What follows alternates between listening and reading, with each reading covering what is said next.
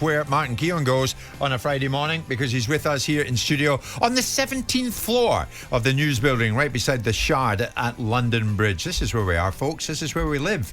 Newcastle face Tottenham at St James's Park a week on Sunday.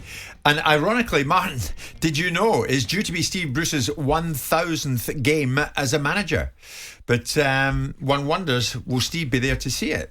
That is the question. Who will be there to see it? And how are the players feeling this morning now that the Saudis are in and the landscape is going to change dramatically?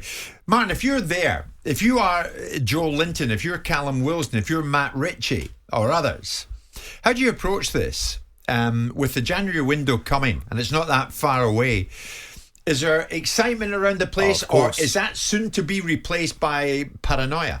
No, I think if you're that successful type personality, you feel that you're going to relish this and you're going to be on that journey. It'd be interesting to see who is still on that journey if we're able to project it forward 10 years. Thinking about Man City, Vincent Kompany is probably the only one I can really think of. So you're going to have to be, top draw to see it through. But obviously there's a game at the weekend, which is more important than anything else. So it's about focusing on that, doing your best for Newcastle, but enjoying it as well, enjoying what's coming.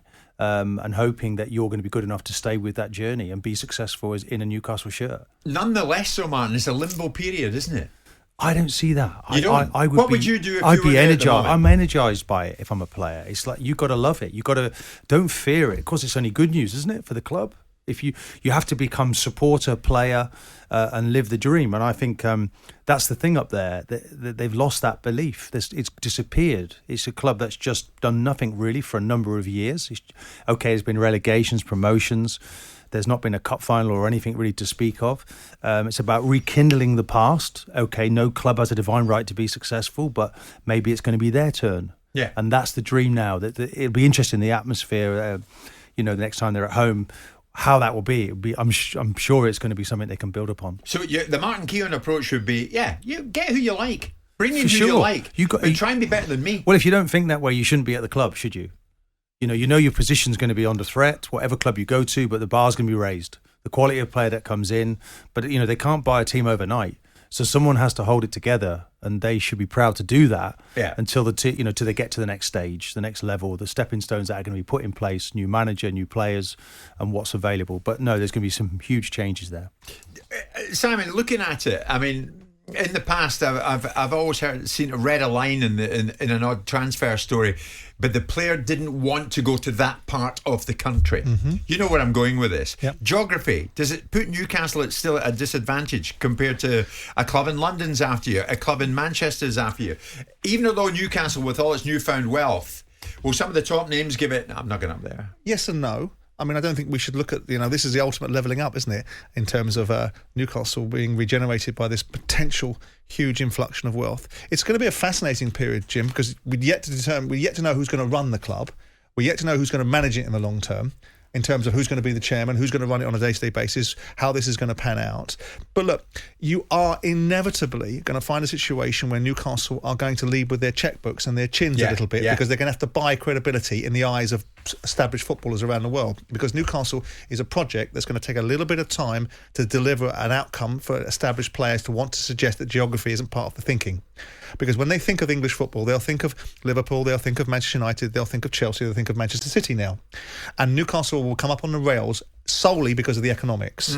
Then you bring that into play, and there will be a gestation period between players coming for money and premiums being paid, because Newcastle will be able to say, well, we're not interested in the barrier, you don't want to play for Newcastle, we'll take that barrier away by making an economic decision, away you come. And you'll get a certain type of player that will bring Newcastle from being a relegation threatened team to a team that's moving up towards the top 10, towards the top 8, and then you'll start getting natural selection. People going, actually, I want to go to Newcastle rather than being incentivised to go to Newcastle because they've got a lot of money. Yeah. And that's the challenge they've got, how quickly they can build that credibility gap between having bags of money but no livery, to being a real bona fide, up on the rails powerhouse of the club. Simon's spot on, man. At the moment, a top player will give it. So who's in for Newcastle?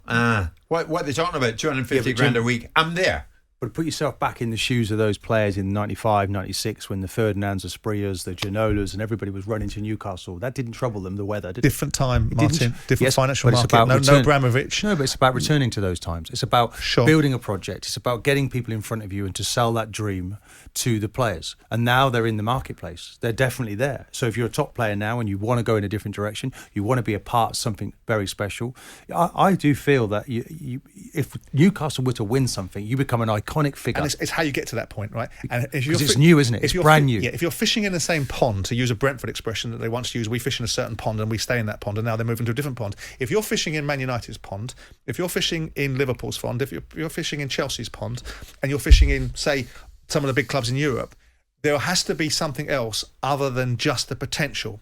It will be economics from the start, which will be we can outbid anybody for anything, and we can outpay if that's what we choose to. And that will be the starting point. And then when you've got the momentum and you've got the energy and you've got the manager that can sell the vision, you can see the thing coming down the track. Like and that will take probably 2 or 3 years to achieve that. So in the meantime, it's what happens in the next 2 or 3 years that but we watch. Core values, Simon, of the club, the likes of Kevin Keegan, Alan Shearer, should be coming back into the club, if not only in ambassadorial roles, but they were harshly treated by the last owner. And I do think it's a return back to that. I think we have a statue of Shearer, which is not even on the premises of the stadium. Because Mike Ashley didn't want that. There was a bar that was shut down. Alan Shearer was there when they got relegated. So you can't just say he that did the people step in. were I think he treated. stepped in. I think he stepped in to try to help. And Keegan's a handful. They were on the way Kevin down Keegan, the owner, was working behind his back. That was proved, wasn't it? He got £2 million package there, didn't he? Because it was proved that the manager they were working behind his back. So there's no disclaimer there. But I'm saying they're good people, and that perhaps they saw what was coming many years ago. Now they should be allowed to come back in and get that, that dream should be built on proper people, and I think they should be allowed to return to the club. But a statement manager will do the trick, won't it? A statement manager. You guys, you players, Martin, all want to go there because I want to play for him, but also you're going to get $250,000 a week now.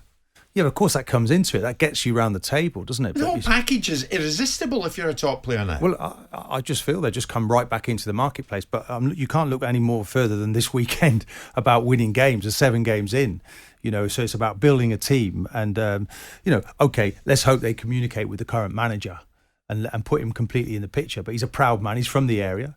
He doesn't want to be a part of any failure. So we're wanting to win this game this weekend. Yeah.